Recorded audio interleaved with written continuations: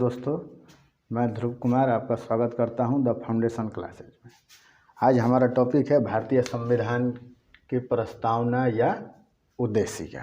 ठीक, तो हम लोग इसके जितने भी बेसिक चीज़ है उसको पहले हम लोग शुरुआत में देखते हैं। तो एक क्वेश्चन ये पूछता है कि भारतीय संविधान में प्रस्तावना या उद्देशिका कहाँ से लिया गया है, तो यह अमेरिका से लिया गया है।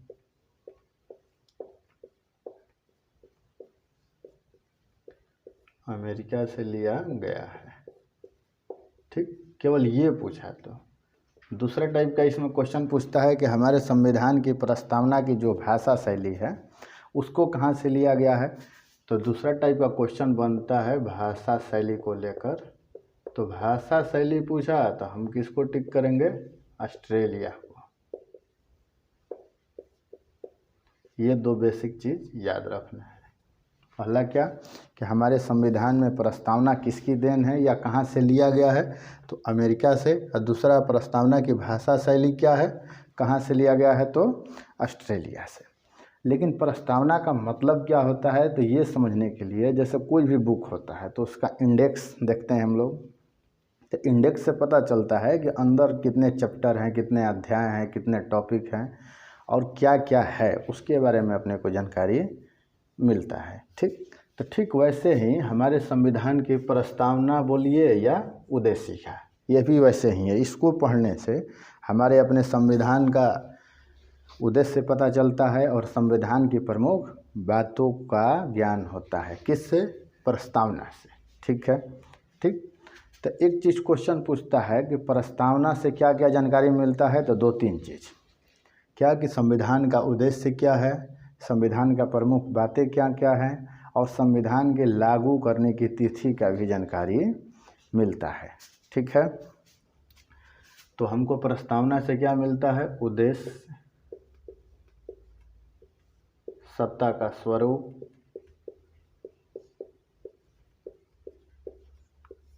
ठीक, उद्देश्य, सत्ता का स्वरूप या शासन, आदर्श या शासन, आदर्श, और संविधान के लागू होने की तिथि। तीन चार चीज, संविधान के लागू होने की तिथि या दिनांक, ये तीन चार चीज़ अपने को भारतीय संविधान के प्रस्तावना से जानकारी मिलता है। ठीक, अब क्वेश्चन उठता है कि भारतीय संविधान में प्रस्तावना को शामिल करने का उद्देश्य कब लाया गया या प्रस्ताव कब लाया गया, फिर उसको संविधान सभा के द्वारा स्वीकार कब किया गया और किसके द्वारा लाया गया। तो सबसे पहले हमारे संविधान में प्रस्तावना को शामिल करने का प्रस्ताव जवाहरलाल नेहरू के द्वारा लाया गया। कब, तो 13 दिसंबर 1946 को संविधान सभा में ये प्रस्ताव लाया गया कि प्रस्तावना को संविधान में शामिल किया जाए। कब, तो प्रस्ताव लाया गया,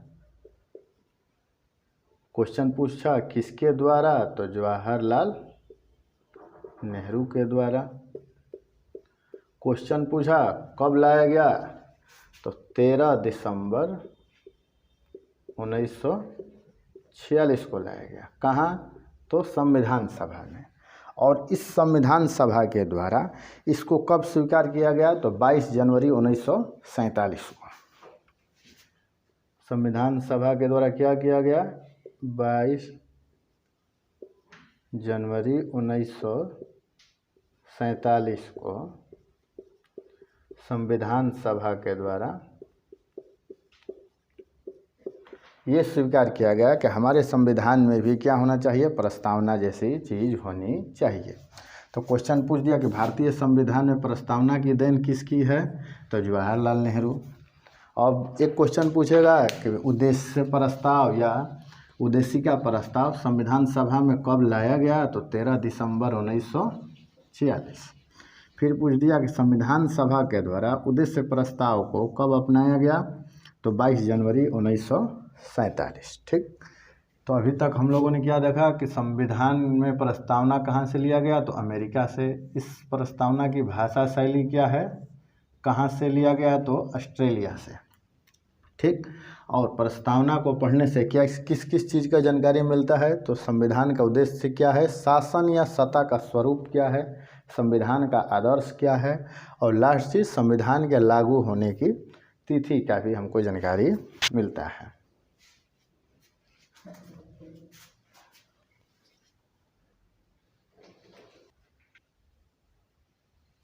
अब हम लोग देखते हैं कि हमारे संविधान की प्रस्तावना की प्रमुख बातें क्या क्या हैं। ठीक, तो इसको हम लोग 3 खंडों में बांट लेते हैं। पहला क्या कि सत्ता का स्रोत, यानी जो भी लोग यहाँ शासन करते हैं उनको पावर कहाँ से मिलता है। ठीक। दूसरा चीज़, जो लोग शासन कर रहे हैं, ठीक, उनका मेन स्वरूप क्या होना चाहिए, यानी भारत का स्वरूप कैसा होना चाहिए, भारतीय सत्ता का स्वरूप कैसा होना चाहिए। ठीक। अब उस सत्ता का उद्देश्य क्या है, तो ये 3-4 चीज़ हम लोग अलग अलग खंडों में पढ़ते हैं। ठीक। तो भारत में सत्ता का स्रोत कहाँ से है, जनता से। क्या होता है, प्रत्यक्ष रूप से या अप्रत्यक्ष रूप से अलग अलग हिस्सों में चुनाव होता है और उसमें जनता आपको चुनती है, उससे आपको सत्ता में बने रहने का मौका मिलता है। ठीक। उसके बाद क्वेश्चन पूछता है कि सत्ता का स्वरूप कैसा है, तो भारत को कैसा बनाना है, संपूर्ण प्रभुत्व संपन्न, समाजवादी बनाना है, पंथ निरपेक्ष बनाना है, लोकतंत्रात्मक बनाना है, और भारत को गणराज्य बनाए रखना है। ठीक। फिर क्वेश्चन पूछता है कि सत्ता का उद्देश्य क्या क्या है, तो न्याय स्थापित करना, स्वतंत्रता स्थापित करना, समता या समानता बनाए रखना, व्यक्ति की गरिमा की रक्षा करना, बंधुत्व, एकता और अखंडता जैसी चीज़ों को स्थापित करना। अब हम लोग ये देखते हैं कि एक एक शब्दों का अर्थ समझने का कोशिश करते हैं। यहाँ से क्वेश्चन पूछता है, तो सत्ता का स्रोत कहाँ है, तो जनता में। इसीलिए प्रस्तावना का शुरुआत कहाँ से होता है कि हम भारत के लोग।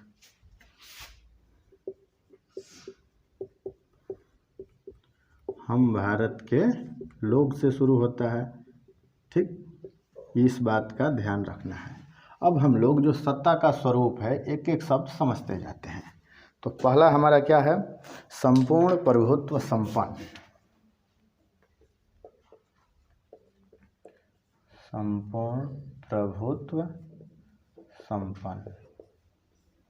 देखिए, संपूर्ण प्रभुत्व संपन्न कहने का मतलब ये है कि कोई भी देश हो, ठीक, जो अपने आंतरिक और बाह्य मामलों में निर्णय लेने के लिए क्या हो, पूरी तरीके से स्वतंत्र हो, वैसे देश को क्या बोला जाता है, संपूर्ण प्रभुत्व संपन्न। चाहे वो कैसा मामला हो, कोई भी देश जो अपने आंतरिक मामला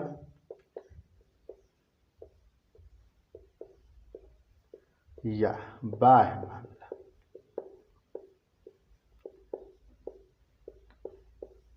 दोनों में निर्णय लेने के लिए क्या हो, किसी दूसरे देश के दबाव में आकर ना निर्णय लेता हो या किसी दूसरे शासनाध्यक्ष के अंतर्गत ना निर्णय लेता हो, कैसे निर्णय लेता हो, तो स्वयं निर्णय लेता हो, वैसे देश को क्या बोला गया है, संपूर्ण प्रभुत्व संपन्न। तो हमारा भारत कैसा है, तो संपूर्ण प्रभुत्व संपन्न है। ठीक।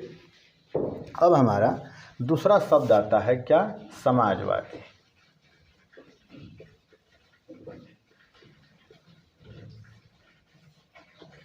समाजवादी का मतलब होता है, ठीक, समाजवादी क्या होता है कि 2-3 कंसेप्ट से मिलकर शब्द बनता है समाजवादी। पहला क्या है कि सत्ता का संपत्ति का समाजीकरण, यानी उस समाज में जितने भी संपत्ति है उसका क्या होना चाहिए, समाजीकरण, यानी सबका उस पर अधिकार हो समान रूप से। दूसरा क्या है कि मजदूर और वंचित वर्गों का कल्याण करना है, ये होते हैं समाजवादी। और लास्ट है कि शोषण को क्या करना है, समाप्त करना है या कम करते जाना है। तीनों चीज़ों को मिलाकर समाजवादी का मतलब होता है। पहला क्या है, उस समाज में जितने भी संपत्ति है, यानी संपत्ति का समाजीकरण, यानी किसी एक व्यक्ति का उस पर अधिकार नहीं होना चाहिए। ठीक। दूसरा क्या है कि मजदूर और वंचित वर्गों का कल्याण, मजदूर प्लस वंचित वर्ग का क्या करना है, कल्याण करना है, और समाज में शोषण की समाप्ति, शोषण की समाप्ति। ये 3 अर्थों से मिलकर क्या बनता है हमारा समाजवादी। तो भारत को कैसा बनाना है? संपूर्ण प्रभुत्व संपन्न के साथ साथ समाजवादी भी बनाना है। तीसरा हमारा क्या है? पंथ निरपेक्ष।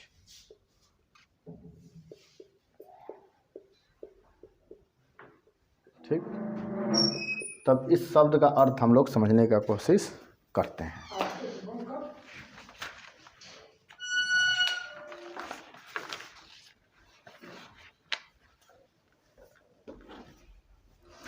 तो पंथ निरपेक्ष का मतलब होता है कि वैसा देश या वैसा राज्य जिसका कोई अपना राजकीय धर्म न हो और समान रूप से सभी धर्मों का क्या करे? सम्मान करे। और तीसरा अर्थ यह है कि धार्मिक स्वतंत्रता का अधिकार भी होना चाहिए वहाँ के लोगों को। ठीक, तो पंथ निरपेक्ष में 2-3 चीज़ है। क्या? कि राज्य का अपना कोई भी राजकीय धर्म नहीं होना चाहिए। राजकीय धर्म इन द सेंस कि भारत का अपना कोई भी धर्म नहीं है। ठीक, सभी धर्मों को क्या करना है? समान रूप से महत्व देना है। दूसरा क्या है? कि धर्म के आधार पर भेदभाव नहीं करना है। अब तो भेदभाव कौन नहीं करेगा? राज्य प्लस नागरिक दूसरे नागरिक के साथ धर्म के आधार पर भेदभाव नहीं करना है। तीसरा क्या है इसमें? तीसरे शब्द का मतलब है कि धार्मिक स्वतंत्रता का भी अधिकार होना चाहिए। कैसा? धार्मिक स्वतंत्रता, धार्मिक स्वतंत्रता का अधिकार। ये 3 अर्थों से मिलकर क्या बनता है? पंथ निरपेक्ष। पंथ निरपेक्ष का मतलब क्या है? कि राज्य का अपना कोई राजकीय धर्म नहीं होना चाहिए, और राज्य हो या नागरिक, किसी भी नागरिक के साथ धर्म के आधार पर भेदभाव नहीं करेगा। और तीसरा क्या है? कि समान रूप से धार्मिक स्वतंत्रता का अधिकार होना चाहिए। ठीक, तो तीनों का मतलब क्लियर है। संपूर्ण प्रभुत्व संपन्न, समाजवादी, पंथ निरपेक्ष। अब चौथा शब्द क्या है? इसको हम लोग देखने का कोशिश करते हैं। लोकतंत्रात्मक।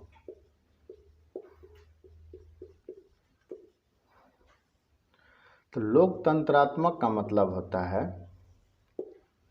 कि जो भी लोग सत्ता में आएंगे वो क्या होंगे? कि जनता के द्वारा चुनी गई होगी, जनता के लिए होगी। ठीक, लोकतंत्र का मतलब क्या होता है? कि चुनी गई शासन किसके लिए हो? तो जनता के लिए हो। और किसके द्वारा चुनी जाएगी? तो जनता के द्वारा चुनी जाएगी। तो भारत को कैसा बनाना है? लोकतंत्रात्मक। लेकिन एक शब्द है गणराज्य, इसका मतलब समझना होगा।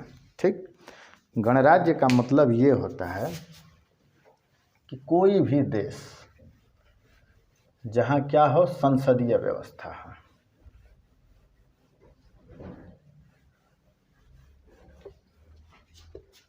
ठीक, गणराज्य का मतलब क्या होता है ये समझना जरूरी है। ठीक, तो एक तो होता है सरकार का प्रमुख, एक शब्द होता है प्रशासन या संविधान का प्रमुख। प्रशासन या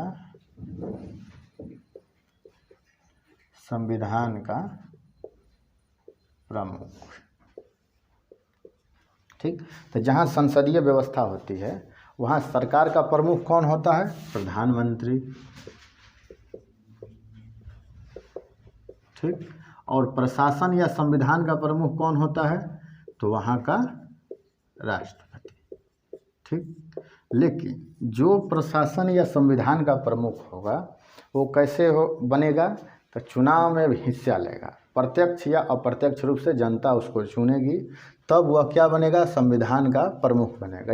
यानी कहने का मतलब है कि वह वंशानुगत नहीं होना चाहिए, यानी किसी एक राजकीय परिवार से या किसी एक घराने से नहीं होना चाहिए। उसका क्या होगा? बाकायदे चुनाव होगा। जैसे भारत में क्या है? तो भारत में संसदीय व्यवस्था है, तो संसदीय व्यवस्था के अंतर्गत सरकार का प्रमुख कौन होता है? प्रधानमंत्री या पीएम। ब्रिटेन में भी यही है, लेकिन वहाँ प्रशासन या संविधान का प्रमुख कौन होता है? तो जो राजा हैं वहाँ के वो प्रमुख होते हैं, क्योंकि वहाँ वंशानुगत व्यवस्था है। इसीलिए ब्रिटेन क्या है? गणराज्य नहीं है। अब भारत क्या है? गणराज्य का सिस्टम है। क्यों? क्योंकि जो यहाँ संविधान या प्रशासन का प्रमुख है राष्ट्रपति, इसका क्या होता है? प्रत्यक्ष या अप्रत्यक्ष रूप से चुनाव होता है। अप्रत्यक्ष रूप से चुनाव होता है। और दूसरा बात क्या है कि यह पद वंशानुगत नहीं है। पद वंशानुगत नहीं है, यानी किसी एक परिवार या राजघराने का आदमी नहीं बनेगा। जो भी चुनाव में हिस्सा लेगा वो जीतने के बाद ही बनेगा भारत का राष्ट्रपति। ठीक। अब हम लोग तीसरा क्या समझने का कोशिश करते हैं कि सत्ता का उद्देश्य क्या है। ठीक। सत्ता के उद्देश्य में 4-5 शब्द है। पहला क्या? न्याय, स्वतंत्रता, समता या समानता, व्यक्ति की गरिमा, बंधुत्व, एकता और अखंडता। इन शब्दों के अर्थ से क्वेश्चन बनता है। ठीक है। तो अब हम लोग एक एक चीज़ समझने का कोशिश करते हैं। तो पहला हमारा शब्द क्या है? न्याय। तो क्वेश्चन पूछता है कि भारतीय संविधान की प्रस्तावना में कितने प्रकार के न्याय की बात किया गया है? तो 3 प्रकार का। कौन कौन सा? सामाजिक, आर्थिक और राजनीतिक न्याय। तो न्याय कितने प्रकार का? 3। कौन कौन सा? सामाजिक, आर्थिक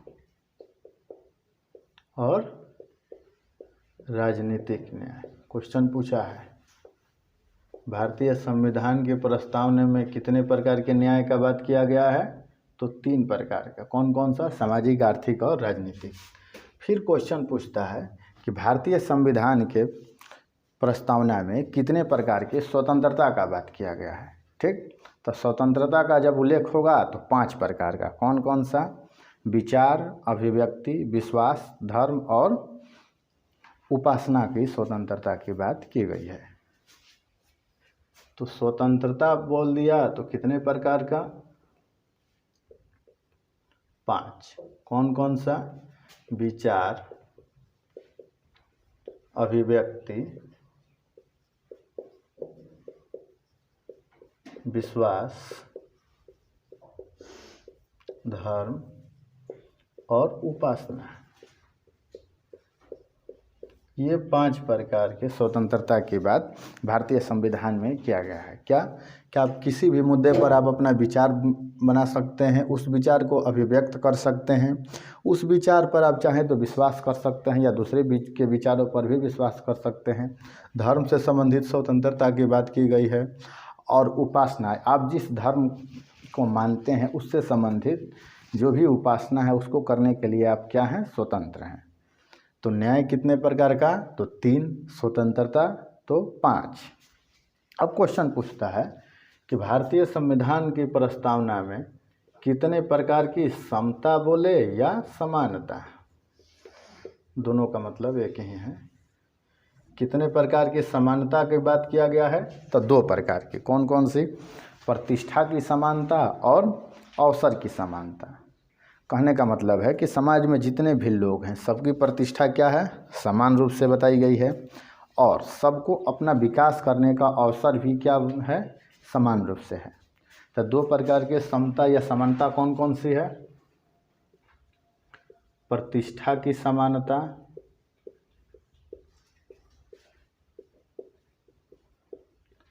प्लस अवसर की समानता।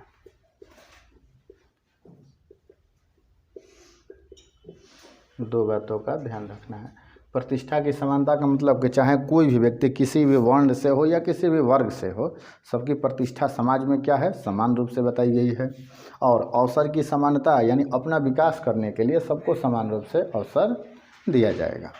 तो क्वेश्चन पूछा है बार बार कि भारतीय संविधान की प्रस्तावना में कितने प्रकार के न्याय का बात किया गया है? तो 3। कौन कौन सा? तो सामाजिक, आर्थिक और राजनीतिक। स्वतंत्रता कितने प्रकार का? तो 5। कौन कौन सा? विचार, अभिव्यक्ति, विश्वास, धर्म और उपासना। कितने प्रकार की? समता या समानता की बात तो 2 प्रकार की, प्रतिष्ठा की समानता और अवसर की समानता। अब हम लोग समझते हैं व्यक्ति की गरिमा का मतलब क्या होता है। चौथा शब्द है सत्ता के उद्देश्य में, व्यक्ति की गरिमा।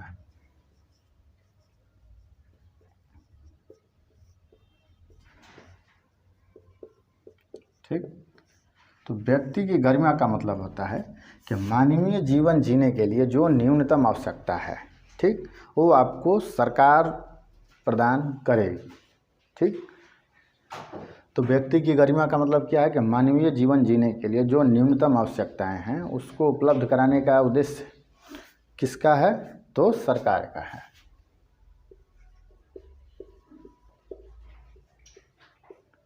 मानवीय जीवन जीने की न्यूनतम आवश्यकता, न्यूनतम आवश्यकता कौन उपलब्ध कराएगी? तो सरकार। ठीक, अब आगे हम लोग ये समझने का कोशिश करते हैं कि बंधुत्व, एकता और अखंडता का मतलब क्या होता है। तो जो भी लोग शासन करेंगे उनका उद्देश्य क्या रहेगा कि समाज में बंधुत्व का मतलब क्या होता है कि भाईचारा बना रहे। ठीक, तो 5 शब्द हो गए। कौन कौन सा? न्याय, स्वतंत्रता, समता या समानता, व्यक्ति की गरिमा और बंधुत्व। और 2 शब्द है एकता और अखंडता। इसको हम लोग समझने का कोशिश करते हैं। ठीक, एकता, और कभी कभार लगता है कि दोनों शब्द क्या है? एक ही हैं, लेकिन दोनों में अंतर है। एकता का मतलब होता है कि यहाँ के नागरिकों के बीच ऐसी भावना उत्पन्न करना है कि उनके बीच क्या होना चाहिए? एकता बनी रहे। और अखंडता का मतलब क्या आता है कि भारत को भौगोलिक रूप से जोड़ कर रखना है। कोई देश किसी एक हिस्से या किसी अन्य हिस्सों पर अपना अधिकार न जमा सके, इसकी रक्षा करने का अधिकार किसको दिया गया है? तो सरकार, यानी जो सत्ता में है उनका उद्देश्य है क्या? कि समाज में लोगों के बीच क्या होनी चाहिए? लोगों के बीच एकता की भावना, एकता की भावना बनी रहे। और दूसरा क्या है? अखंडता। अखंडता का मतलब क्या है कि भारत को भौगोलिक रूप से जोड़ कर रखना है। अखंड भारत का निर्माण करना है, जोड़ कर रखना है। ठीक, तो यहाँ हमारा कंप्लीट होता है क्या? तो प्रस्तावना की प्रमुख बातें। ठीक,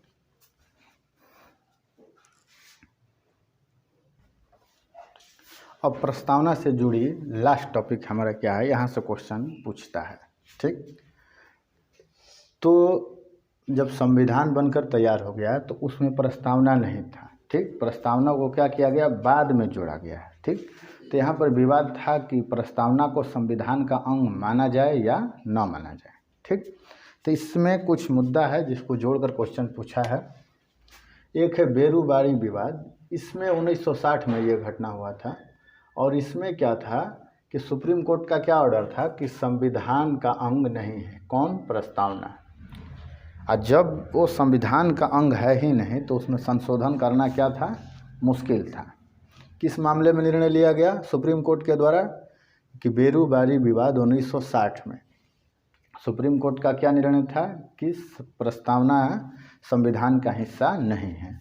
लेकिन केशवानंद भारती मामला 1973 में ये निर्णय लिया गया, किसके द्वारा?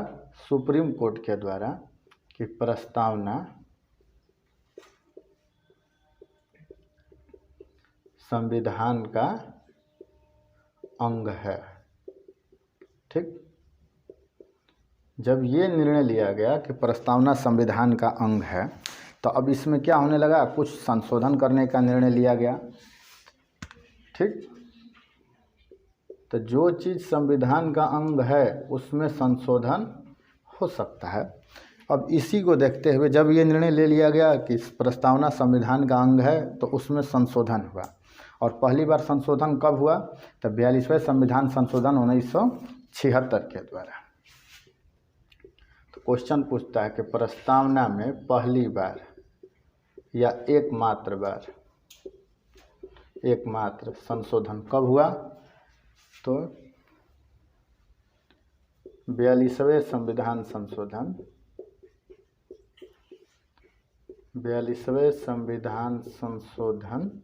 1976 में इसमें संशोधन किया गया। किसमें? प्रस्तावना में। और जब संशोधन किया गया तो 3 शब्दों को जोड़ा गया। कौन कौन सा? तो समाजवादी, पंथ निरपेक्ष और अखंडता जैसे शब्दों को जोड़ा गया। कौन कौन सा? तो समाजवादी,